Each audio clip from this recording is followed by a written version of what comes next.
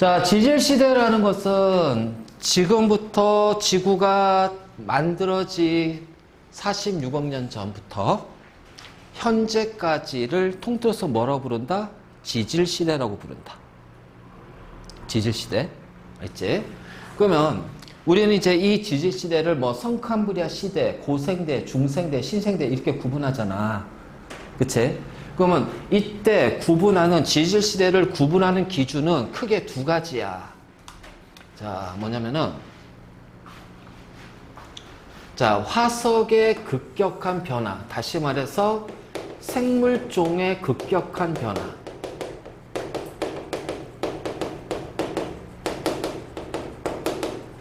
알지?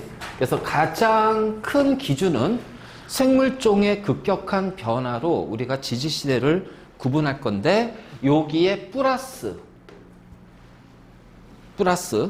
바로 급격한 지각 변동이야. 그래서 생물종의 급격한 변화와 급격한 지각 변동을 가지고서 우리는 지질시대를 성캄브리아, 고생대, 중생대, 신생대로 이제 구분한다. 구분한 기준. 그러면 자, 생물종의 급격한 변화를 우리는 뭘로 알 수가 있냐? 바로 뭐냐면은 화석의 변화예요. 자, 정확히 무슨 화석이지? 우리 방학 때 한번 했잖아. 자, 무슨 화석? 나 초등학교 때 전과가, 자, 요즘은 전과라는 거 없지? 있나 아직도? 전과? 아니, 우리 이제 뭐 보통 이제 보면 이제 공부할 때 이제 우리 뭐 중학교 때 이제 뭐 하이타 막 이런 책이 교재가 있잖아. 그럼 이제 초등학교 때는 이제 그 학년별로 전과가 있었어. 전과. 하이텍 같은 교재. 그럼 그 전과가 유명한 전과 두 가지 있었거든. 동화 전과, 하나는 표준 전과. 자, 무슨 화석? 표준 화석이야. 자, 요 표준 화석으로 우리는 구분할 수가 있다. 맞지? 뒤에 이제 우리 다, 나오겠지만은, 자, 성캄브리아 시대는요, 화석이 거의 없어요. 자, 화석이 거의 없는 이유는 생물종 자체가 적었고, 맞지? 생물종 자체가 적었고, 설령 화석이 있다 하더라도 어떻게 돼? 오랜 기간 동안 지각 변동에 의해서 화석이 다 소실됐다는 얘기야. 그러면 성캄브리아 시대를 우리가 구분할 수 있는 화석은 뭐가 있을까? 두 가지가 있지. 최초의 광합성 세균, 남세균의 흔적, 바로 스트로마톨라이트. 자, 이런 것들은 반드시 기억하고 있어야 돼. 그래서 광합성하는 남세균, 즉 시아노박테리아, 사이아노 박테리아가 자, 이룬 흔적, 그치? 그래서 광합성하는 세균, 남세균에 의해서 만들어진 화석. 자, 스트로마톨라이트가 있었고, 그리고 자, 중간에 이제 다세포가 만들어지면서 다세포 생명체에 의한 화석. 자, 뭐야? 에디아카다. 동물군, 화석. 그래서 성캄브리아 시대에는 스트로마톨라이트라는 것과 에디아카다 동물군이라는, 그래서 얘는 다세포 생명체의 화석 흔적. 그치? 자, 그러면 고생대 때 화석 뭐가 있었어? 삼엽충, 필석, 갑주어, 푸줄리나. 그래서 고삼, 필, 갑푸. 자, 중생대는 공룡, 암모나이트, 중공암. 자, 신생대 때는 매머드, 화폐석, 신생대 화석. 그래서 신매화 이런 식으로. 알지? 그래서 우리는 요 어떤 생명체, 생물종의 급격한 변화를 통해서 지질시대를 구분하고, 자, 그때 이 화석의 변화인데 무슨 화석이다? 표준 화석을 보고, 그냥 어떤 지점 봤더니, 자, 갑주의 화석이 발견됐어. 아, 이 지점은 고생대 때구나. 이렇게 판단할 수가 있는 거고, 자, 공룡 화석이 발견됐다. 와, 얘는 중생대 때였구나. 이렇게 얘기할 수가 있겠지. 자, 다음에, 급격한 지각 변동도 지질 시대를 구분할 수가 있어요. 그래서 가장 대표적으로 고생대와 중생대 사이에는 뭐가 만들어진다? 판기하가 형성이 된다. 그래서 고생대 말 판기하가 만들어지면서 자, 고생대와 중생대를 구분한단 말이에요. 그래서 중생대 때는 이 판기하가 조금씩 분리가 되면서 지금의 현재 이제 수륙 분포가 나오게 된 거잖아. 바로 이제 이런 식으로. 그래서 우리가 지질 시대인데, 자, 지질 시대는 크게 성캄브리아 시대, 고생대, 중생대, 신생대. 자, 그러면 성캄브리아 시기가 가장 길었다. 5.4. 그러니까 대략 한 40억 년이 성캄브리아 시기야. 그래서 꼭 외워야 될 거 5.4. 그 다음에 2.5. 그래서 5.4억 년과 2.5억 년 사이가 바로 고생대. 그래서 대략 평균적으로 한 3억 년 조금 안 되게끔 고생대가. 그리고 자 0.66. 그러니까 6,600만 년 또는 6,700만 년. 어떤 책이 0.67 할 거야. 근데 0.66이든 0.67이든 상관없어. 자, 요 사이가 바로 중생대. 그러면 0.66부터 현재까지는 신생대. 알지? 그래서 요 관계를 잘 봐야 돼. 그러니까 전체 46억 년이잖아. 자, 46억 년 중에서 자, 바로 이제 성캄브리아기는 46에서 5.4를 빼니까 대략 어떻게 돼요? 한 40.6이 되죠. 맞니? 맞나? 40.6을 더하면 대략 46이 나오지? 그러니까 40.6억 년의 길이가 있단 말이야. 이게 바로 이제 성캄브리아 시기란 말이야. 그럼 성캄브리아는 46억 년 중에 대략 한 40.6억 년이거든. 그럼 얘를 365일로 나누면 성캄브리아는 1년 중에 며칠에 해당하는 시기를 가질까? 이렇게 계산할 수가 있고, 자, 여기에다가 24시간을 곱하면 하루 중에 성캄브리아 기간은 얼마큼의 시간을 차지할까? 그러니까 중생대도 이런 식으로, 신생대도 이런 식으로, 알겠지? 고생대도 이렇게 해서 그 시기별로, 요 시기에 해당하는 것을 1년으로. 그래서 심한교 이거야. 자, 여기가 1월 1일이야.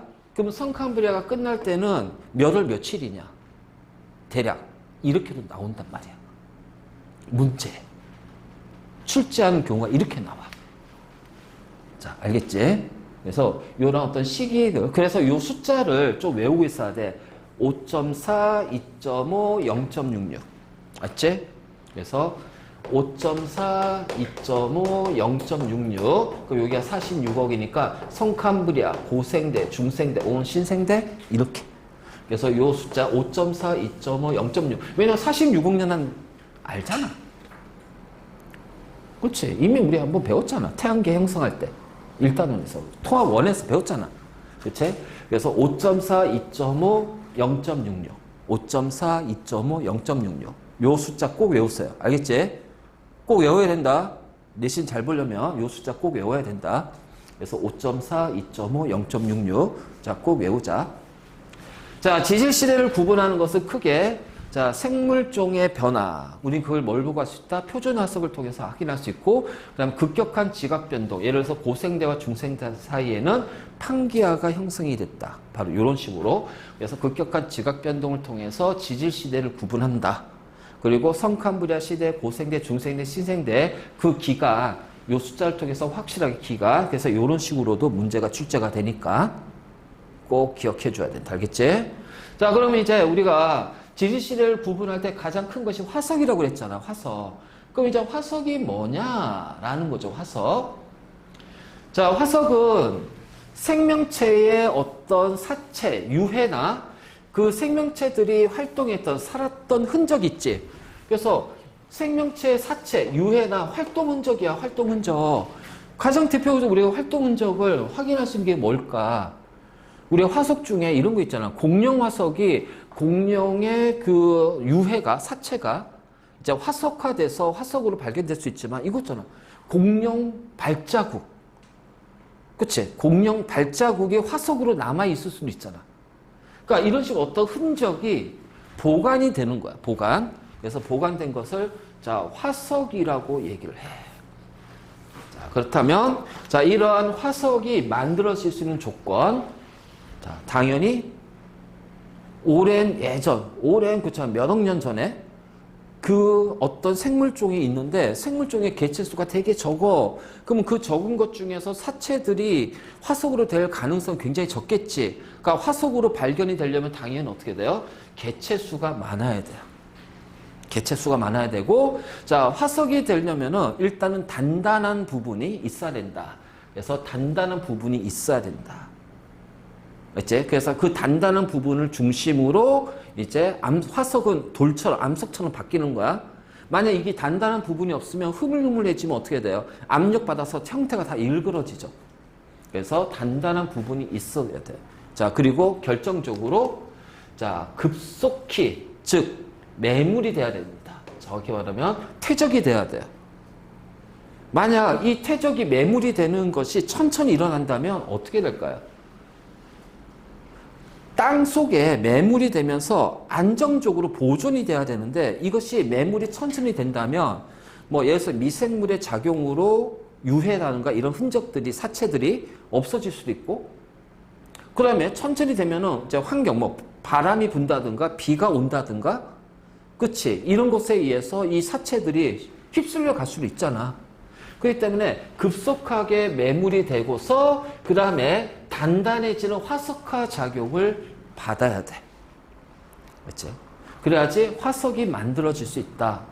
자, 그래서 우리가 그 화석화 작용의 한 예로 이제 화석이 만들어지는 것 중에 몰드와 캐스트라는 것이 있어요. 캐스트.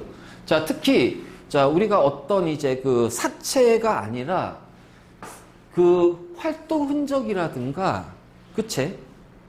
그러니까는 예를 들어서 이제 그 우리가 화석을 봤는데 예를 들어서 그 죽은 동물의 형태가 화석이 된 것도 있지만 자, 동물의 형태는 없는데 그러니까 이제 화석은 없는데 그러니까 그 동물은 없는데 그 형태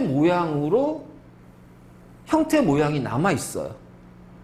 자, 그러면 이제 그것들이 이제 어떤 거냐면은 자, 몰드와 캐스트라는 것이다. 자, 이거는 그냥 중요한 거니까 봐봐. 몰드는 자, 생물체가 퇴적이 되잖아. 매물이 되잖아. 근데 이제 미생물이라든가 또는 이제 뭐 지하수라든가 이런 곳에 의해서 녹아가지고 없어질 거야. 근데 이것이 천천히 없어져요. 천천히 없어지면은 자, 어떻게 돼? 거기에서 이렇게 형태만 이렇게 남아버리는 거야. 그래서 이걸 통해서 자 동물의 어떤 그 본체는 없지만 이 형태를 통해서 아 얘는 이런 모양을 가졌을 것이다 라고 우리가 판단할 수가 있겠지. 자 그래서 형태만 남는 것이 몰드고요. 자 이 형태에다가 다른 광물들이 채워지는 거야. 채워져서 자 우리가 이제 요 모양을 보는 게 아니라 채워진 얘를 통해서 판단할 수가 있겠지. 그래서 광물질이 채워진 것을 캐스트라고 그래. 그래서 우리가 어떤 흔적은 이렇게 찾는다, 알겠지? 흔적. 그러니까 예를 들어서 공룡 발자국도 공룡이 딱 밟았어, 뗐어, 그치? 근데 그 상태로 놔두면은 여기가 이제 막 깎이고 침식되고 막 할 거 아니야. 근데 얘네들이 이제 어떻게 하냐면은 요렇게 이제 캐스트, 다른 광물이 그 발자국을 덮어. 그러니까 나중에 이제 뭐 이제 개발하고 이제 지각 융기하면서 얘네들이 드러나면서 땅을 파보니까 오 뭐야 이거 이렇게 흔적이 나오네. 오 이거 공룡 발자국이네. 발가락이 몇 개네. 발자국 크기가 얼만큼 되네. 이걸 통해서 공룡의 크기라든가 어떤 진화되는 과정을 확인할 수가 있겠지. 바로 이제 이런 식으로 우리가 얘기할 수가 있다. 알겠지? 그래서 몰드와 캐스트라는 건 이런 형태다. 참고로 알아두고. 자, 지금부터 이제 우리의 화석은요. 크게 두 가지로 얘기할 겁니다. 표준 화석하고 자 시상 화석. 자 표준 화석은 특정 지질 시대를 알려주는 화석이고요. 자 시상 화석은 이거야. 과거의 환경이 현재의 환경과 같다라는 것을 이용해서 판단하는 것이 바로 시상화석이다. 그래서 표준화석은 특정 지질 시대를 알려주는 화석이기 때문에 자, 이 생존 기간이 굉장히 짧아야 됩니다. 당연히 개체수는 많아야 돼요. 기본적으로 화석의 첫 번째 조건은 개체수가 많아야 돼. 그리고 두 번째는 딱딱한 부분들이 다 있어야 된다. 알겠지? 그리고 기본적으로 급속히 메모리 되고 화석화 작용을 받아야 돼. 근데 자, 개체 생존 기간이 짧아야 돼요. 그래서 특정 지질 시대에만 살아야 된다는 거지. 그리고 자, 이거는 자, 여러 지역에 분포가 되어 있으니까 자, 어느 땅을 팠더니 산에 저기 뭐 백두산 가서 땅을 팠더니 야, 삼엽충이 나왔어. 아, 그러면 이때는 여기가 이제 그 땅에 만들어진 지층 시기가 고생되구나. 이런 걸 우리가 판단할 수가 있지. 그치? 자, 로키 산맥에 가서 땅을 팠더니 삼엽충이 나왔어. 그럼 얘도 고생대 때 만들어지는구나. 그러면 백두산이든 뭐 미국에 있는 로키 산맥이든 똑같이 삼엽충이 존재해야 된다는 거야. 그래서 분포 면적이 넓어야 돼. 그래서 표준 화석의 특징은 짧은 기간, 짧은 생존 기간, 넓은 분포 면적. 자, 일단 기본적으로 개체 수는 많아야 된다는 게 기본 전제야. 그래서 고생대 때는 자, 삼엽충. 자, 요렇게 생겼지? 벌레처럼. 이거 모처럼 생긴 번데기처럼. 그치? 그래서 자, 그리고 삼엽충이 있고 필석 있고 자, 갑조가 있고 푸줄리나. 자, 이런 식으로 해서 고생대. 자, 중생대 때 살았던 자, 공룡, 화석. 이게 이제 이렇게 단단한 뼈가 있잖아. 그치? 이 뼈가 화석처럼 된 거지. 화석화돼서 암석처럼. 자, 그 다음에 암모나이트. 자, 이게 중생대 때 표준 화석입니다. 자, 고생대 때는요, 화폐석이 있고요. 뭐가 있어요? 메모드가 있다. 그래서 특정 지질 시대에 살아야 된다라는 거지. 자, 여기서 이제 동그라미 칠게. 자, 공룡과 메모드는요, 육상 생명체입니다. 알지? 그러니까 공룡 화석이 발견이 됐어. 중생대 때 육지란 얘기야. 알겠지? 자, 메모드 화석이 발견이 됐어. 신생대 때 육지란 얘기야. 그러면 나머지 화폐석, 암모나이트, 삼엽충, 필석, 갑조, 푸질리나. 얘네들은 뭐다? 바다에 있는 거야. 해양 생명체야. 그러니까 어느 산에서 봤더니 화폐석이 발견됐어. 신생대 때 얘는 이 당시 이 지역은 바다였구나. 이렇게 판단할 수가 있지. 그치? 바로 이런 식으로. 그래서 우리 표준 화석에 대한 거 잘 나오니까. 자, 그러면 시상 화석은 뭐냐? 과거의 환경과 현재 환경이 똑같아. 그러니까 산호초 화석을 발견했어. 그러면 지금의 산호초는 어디에 살고 있는 생명체니? 얕고 따뜻한 바다에 산호초가 있잖아. 그러면 그 당시에도 이 지층은 뭐다는 얘기야? 얕고 따뜻한 바다였다. 그래서 현재 환경을 통해서 과거의 환경을 우리가 판단한다는 거야. 이거를 시성화석이야. 그러면 현재도 살고 있고 과거에도 살아야 되니까 자, 어떻게 돼? 자, 아주 긴 생존 기간이 있어야 되지. 그리고 어떤 특정 환경, 얕고 따뜻하다. 그런 어떤 바다다. 특정 환경이니까 분포가 좁은 분포 면적이 나오죠.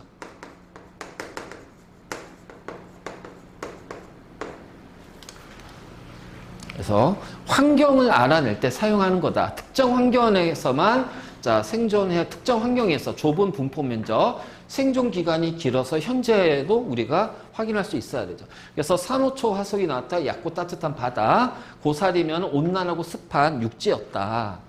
그치? 자, 참나무 온대, 열대. 그 당시에는 온대나 열대 우림 지역이었다. 이런 식으로 우리가 판단할 수가 있다. 그래서 현재의 환경으로 과거의 환경을 판단하는 것이 무슨 화석? 시상 화석. 그래서 여러분들은 표준 화석하고 시상 화석을 잘 구분해두고, 자, 특히 우리 표준 화석은 봐도 지질 시대와 연결되는 화석이 알겠지? 그래서 반드시 꼭 다 고생대, 중생대, 신생대 꼭 외워야 됩니다. 확실하게 외워놔야 돼요. 알겠지? 자. 그러면 우리 이제 화석을 가지고서 뭘 확인할 수 있을까? 자, 화석으로 확인할 수 있는 거. 자, 당연히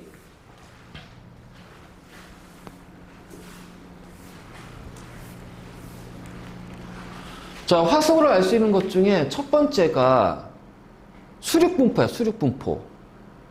수륙분포. 그러니까 지금 어떤 거냐면은,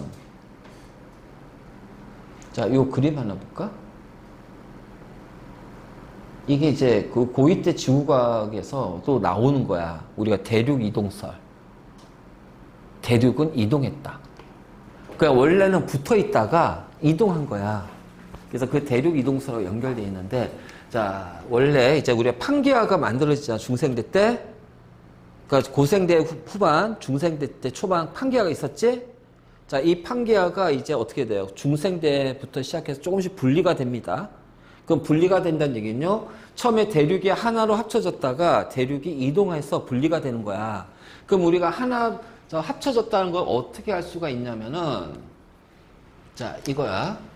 자, 예전에는 아프리카하고 남아메리카하고 인도하고 오스트랄리아 대륙, 남극 대륙이 이렇게 붙어 있었어. 자, 하나의 대륙으로 붙어 있다 보니까, 자, 이게 이제 연결이 돼 있잖아요. 그래서 메소사우루스라는 아주 작은 요 파충류, 공룡 종류가 되겠지, 파충류가. 자, 그러면 붙어 있으니까 어떻게 돼요? 요렇게 얘네를 활보하면서 돌아다닐 겁니다. 활보하면서 돌아다닐 거예요. 그런데 남아메리카랑 아프리카랑 남극, 인도는 완전히 분리가 되면서 어떻게 돼? 이게 쭉 북반구로 올라오잖아. 그치?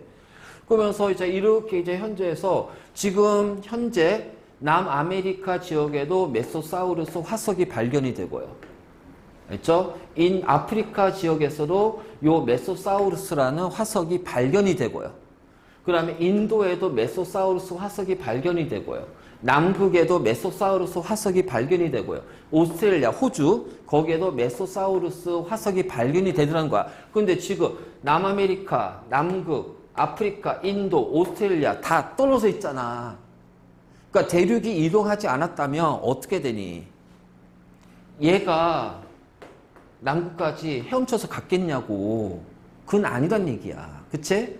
자, 얘가 호주에서 인도까지 헤엄쳐서 막 갔겠냐고, 날개 달려서 날아갔겠냐고, 아니란 얘기야. 그건 뭐냐? 예전에는 하나의 대륙으로 붙어 있었다. 그래서 하나의 대륙 붙어 있으니까 얘네들이 막 활동하면서 모든 대륙을 돌아다녔다가, 자, 어떻게 돼? 요게도 살고, 요게도 살고, 요게도 살고, 요게도 살고 있겠지? 근데 대륙이 점점 분리가 되면서, 즉, 판게아가 분리가 되면서, 알겠지?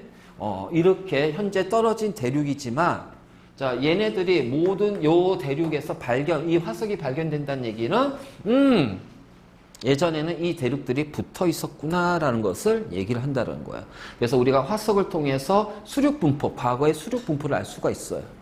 알겠지? 자, 다음에, 자, 이거야. 우리가 이제 어떤 화석을 발견했는데, 예를 들어서 삼엽충이야. 삼엽충은 고생대 때 바다입니다. 그쵸? 그런데 산에서 발견됐어. 그러면 바다가 육지로 올라왔다는 얘기지. 융기한 거야. 그래서 지각이 올라가는 건 융기라고 해요. 자, 땅 속을 팠더니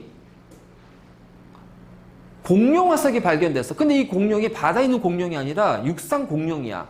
그러면 중생대 때 원래는 여기는 육상 지역이었는데 침강이 되면서 지각 변동을 받아서 바다가 됐구나. 자, 이런 걸 우리가 알 수가 있다는 얘기야. 그치? 그래서 과거의 지각 변동, 해양 생물의 화석이 육상에서 발견되면, 얘는 자, 어떻게 돼? 융기했다라는 거 알고 있고요. 육상 생명체 화석이 바다에서 발견이 된다면 침강이 됐구나라는 걸 확인할 수가 있다. 알겠지? 그래서 이러한 지각 변동을 알 수가 있다라는 거예요. 그럼 우리가 화석으로 알 수 있는 건 뭐냐면은, 진화 과정도 알 수 있어요. 진화 과정. 그러니까 같은 종의 화석들을 모아가지고 보니까, 자, 시기별로 쭉쭉 했더니 모양이 조금씩 차이가 나지. 그래서 이런 식으로 진화가 일어났구나라는 것도 우리가 알 수가 있다. 바로 이제 이렇게. 자, 됐지? 그래서 화석으로 알 수 있는 거. 자, 그 다음 이제 본격적으로. 자, 지질시대 환경과 생물의 변화야. 자, 지금부터 약 46억 년 전 지구가 만들어집니다. 그리고 나서 성캄브리아 시대에서 최초의 생명체가 짠 하고 나타나죠. 그치? 자, 그리고 나서 남세균이 만들어지면서 광합성하는 세균이 만들어지고요. 자, 광합성하는 세균이 만들어지면서 산소를 만들어내니까 그 산소를 이용해서 다세포 생명체가 만들어지겠죠. 그래서 모든 생명체의 처음 시작은 어디다? 바다입니다. 알겠니? 그래서 바다에 있는 생명체가 진화하는 거예요. 그래서 척추동물은 최초의 척추동물은 어류, 고생대 때 갑주어잖아요. 갑주어. 그래서 고생대 때 갑주어. 그래서 갑주어는 고생대 초반부터 시작해서 고생대 후반까지 다 존재하는 거야. 자, 그래서 갑주어. 3엽축이구나. 갑주어는 고생대 중반 정도에 나타나고. 자, 그리고 나서 갑주어에서 어류에서 어떻게 돼? 양서류로 진화가 되는 거지. 그래서 양서류. 자, 여기까지 바다야. 그러다가 양서류부터 고생대 중반에 육상으로 올라가지. 그래서 자, 파충류가 진화가 되고. 그래서 고생대 때 출현. 알죠? 고생대 때 출현, 자, 중생대 때 번성. 그래서 이 파충류인데, 이 파충류 중에서 자, 대형 파충류는 멸종이 돼요. 대형 파충류는 멸종이 돼요. 공룡. 우리가 대형 파충류는, 자, 그리고 나서 살아남은 작은 크기의 소형 파충류가 있고, 자, 이 소형 파충류 중에 일부가 어떻게 돼? 조류의 형태로 진화가 됩니다. 조류의 형태로.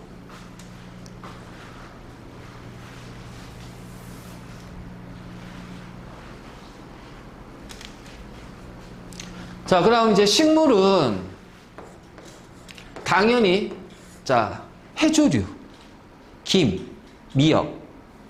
근데 이게 조금 애매한 게 우리가 이제 식물이라고 하면 기본적으로 우리가 식물이라고 정의를 내릴 때는 자, 뭐라고 정의를 내리냐? 뿌리가 있고 줄기가 있고 가지가 있고 잎이 있고 광합성을 하고, 그치?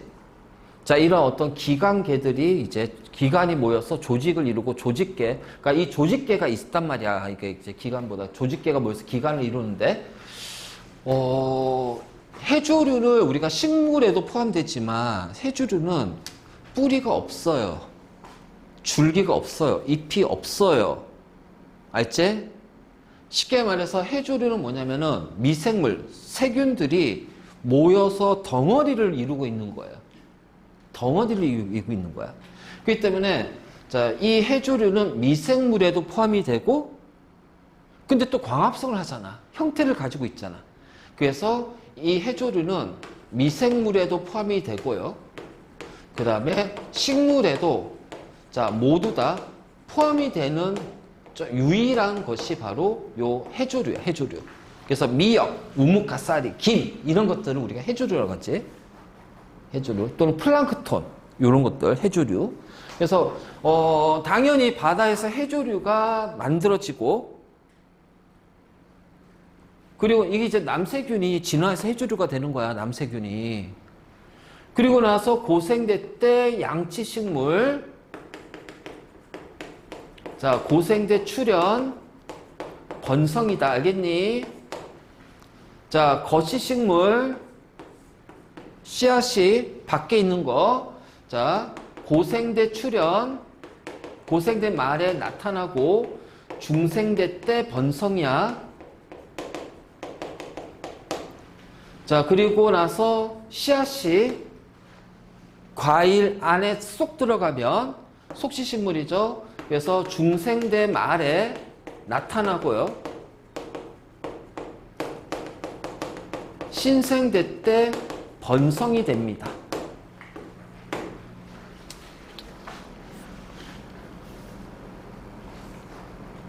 자, 잘 정리해도.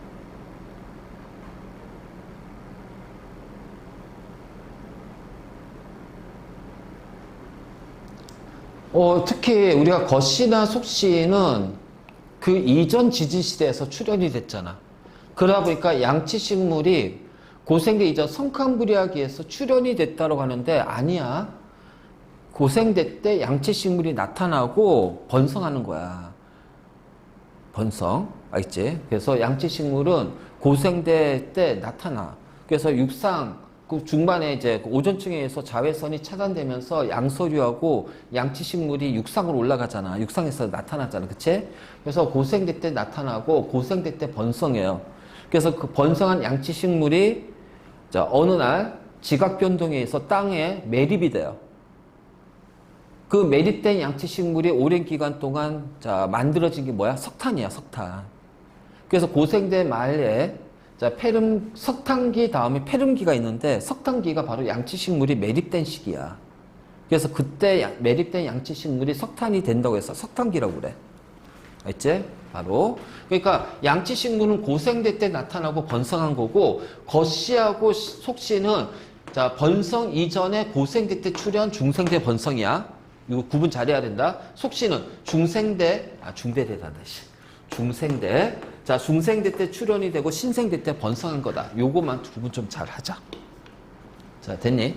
그래서 자, 이제 우리 성캄브리아 봅시다. 성캄브리아. 지금부터 46억 년 전에서 언제까지야? 이거 숫자 외우라고 그랬잖아.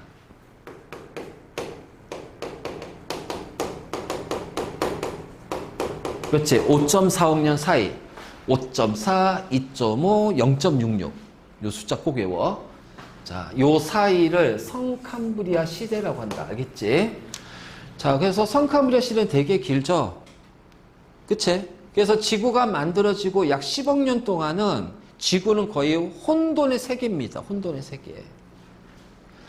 당연하지. 뜨거운 마그마의 바다에다가 막 뜨겁고 막 행성, 소행성이나 운석들하고 충돌이 막 일어나고 막 그런 과정에서 자, 에너지들이 굉장히 많아지고 자, 그러면서 이제 그 에너지에 의해서 화학 반응이 일어나면서 여러 가지 유기물의 형태가 만들어지고 그 유기물들이 모여서 이제 생명체가 10억 년 지나고 나서 약 38억 년이나 36억 년 요 사이에 최초의 생명체가 출현이 된다.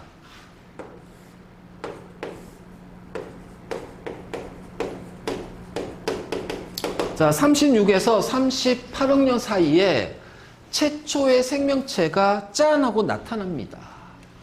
자, 생명체가 나타나게 된 기원은 여러 가지 가설이 있죠. 자, 뭐 화학 반응에 의해서 생명체가 만들어졌다. 아니야. 자, 엄마는 외계인이야. 그래서 우리도 외계인이야. 외계 생명체의 유기물이 지구로 들어와서 지구 생명체가 만들어졌다. 근데 지금은 많이 얘기하는 게 해저 바닷속에 자, 뜨거운 열을 방출하는 그치 화산 활동하는 곳 있잖아. 자, 그게 이제 아주 막 수심 막 이제 깊은 곳이야. 그래서 우리 보통 이제 해구나 해령이 여기에 해당되겠죠. 해구나 해령 쪽에 보니까 거기에 뜨거운 이제 열을 방출하는 것이 있어. 그래서 해저 열수공이라고 그래. 그 주위에 유기물들이 이 에너지를 받아서 여기에서 생명체가 만들어졌다라고 생각하는 거야.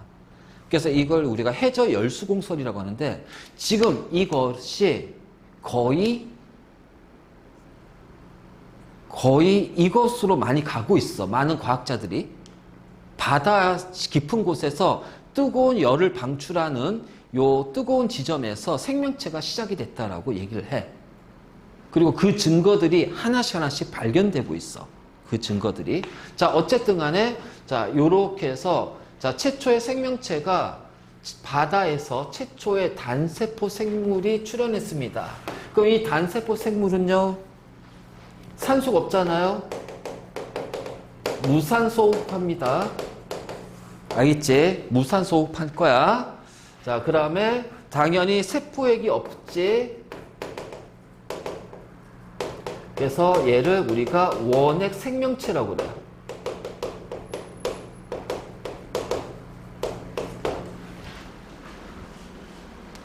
그래서 이렇게 원핵 생명체가 자, 36억에서 38억 년 사이에 나타나게 되고 자, 그리고 나서 쭉 가다가 자, 35억 년 전에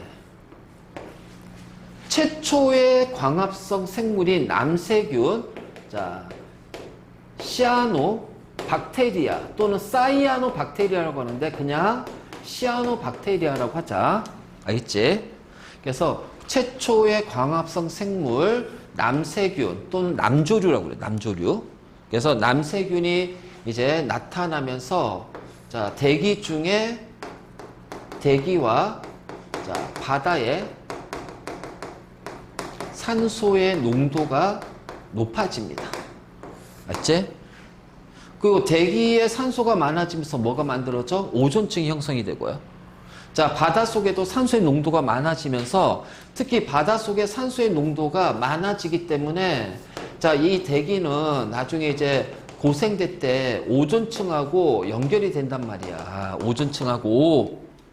그러면 바다에 있는 요 산소의 농도가 높아진다고 그랬지? 그러면 요것 때문에 뭐가 만들어지냐면은 철광석이 만들어져. 철이 산소 반응해서 철광석이 된 거야.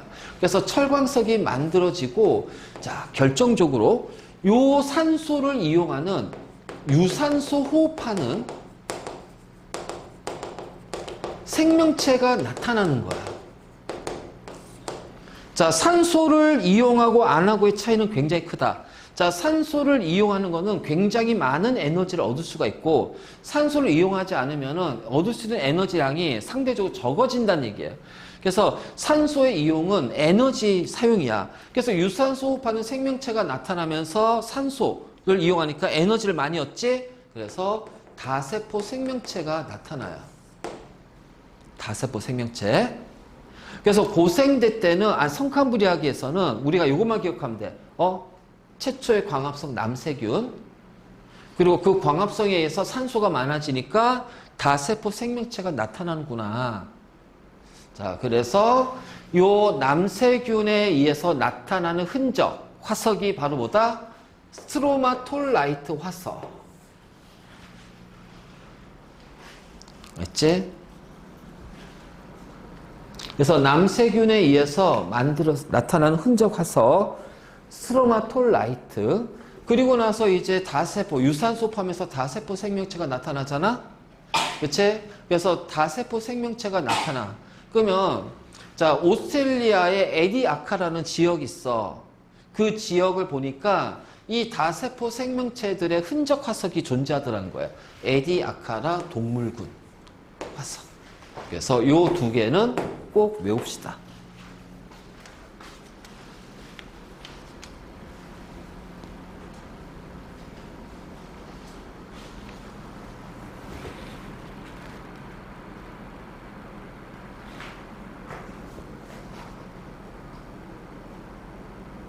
자, 됐니?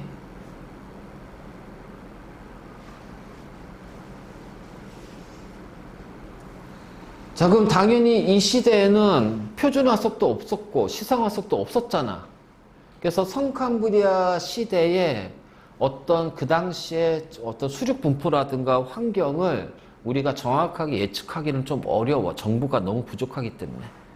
알지? 그래서 당시의 환경에 대한 정보가 적어서 이 환경이나 수륙 분포를 알기는 어렵다. 그럼에도 불구하고 자, 이런 걸 통해서 어느 정도 우리가 예측을 해서 어떻게 될 것이라는 것은 거의 예상은 하긴 하지만은 이거는 확실하게 맞다라고 얘기할 수는 없어요. 그래서 성칸브리아 시대에서는 어떤 그 수륙 분포의 환경이라든가 이런 건 주어지지 않습니다. 자, 대신 자, 요거죠. 스트로마톨라이트하고 에디아카라 동물군 요거와 남세균 최초의 광합성 그리고 나서 이제 다세포 생물이 나오게 되면서 자, 이 다세포 생명체가 나오잖아. 산소 때문에. 그치? 근데 우리 산소는 태우는 기체거든. 연소를 도와주는 기체거든. 그러니까 우리가 세포, 자, 우리가 유기물, 포도당을 미토콘드리아에서 분해시켜서 에너지를 만들잖아. 자, 포도당을 연소하잖아. 화학 반응식이 똑같아요. 포도당, 산소, 이산화탄소, 물이야. 알겠지? 그럼 세포호흡도 연소랑 똑같은 과정이야. 단지 천천히 일어난다는 거지. 그러니까 산소가 막 만들어지면서 바다에 있는 무산소 호흡하는 생명체들은 그 산소를 들이마시게 되면서 어떻게 돼요? 이 생명체 자체가 연소가 되는 현상이 나타나요. 그래서 오히려 이 산소가 무산소 호흡하는 생명체한테는 독이 돼요. 독이 돼. 이거 나중에 실험할 수도 있다. 우리 몸에 무산소 호흡하는 미생물이 있어. 뭐야? 대장균이야, 대장균. 우리 대장이 있잖아. 그럼 그 대장균 끄집어내가지고, 알지? 자, 산소가 없는 환경에서 키워봐봐. 그러면 대장균이 막 자라면서 이제 이 대장균이 모여요. 미생물의 특징이 뭐냐면은 얘네들이 증식하잖아? 그럼 지네들끼리 자꾸 뭉치려고 그래, 뭉치려고. 그래서 뭉쳐서 덩어리를 이뤄. 자, 그러면 그거를 딱 뚜껑을 열어. 그럼 이제 공기가 산소가 들어가겠지. 그럼 바라봐. 바로 죽어버려. 산소. 그래서 산소는 독이야. 그래서 이때 이제 산소에 의해서 무산소 호흡하는 많은 바다 생명체들이 죽었을 것이다 라고 판단한다. 그래서 한번 여기서 약간의 대멸종 아닌 대멸종이 일어날 거다. 근데 증거가 부족하기 때문에 우리는 말은 못하고 있지. 그리고 나서 이제 다세포 생명체들이 이제 확 늘어나는 거지. 다세포 생명체들이 확 늘어나는 거지. 알지? 그래서 다세포 생명체들이 성캄브리아기 후반부에는 확 늘어납니다. 자, 요렇게 우리가 얘기할 수가 있어요. 알겠지? 그래서, 자, 고생대 때, 환경은 우리가 단지 예측할 뿐이야. 그래서 확실하게 나온 거는 그냥 남세균, 스트로마톨라이트, 다세포 생명체, 에리아카다 동물군, 요거만 외우면 된다. 알겠죠?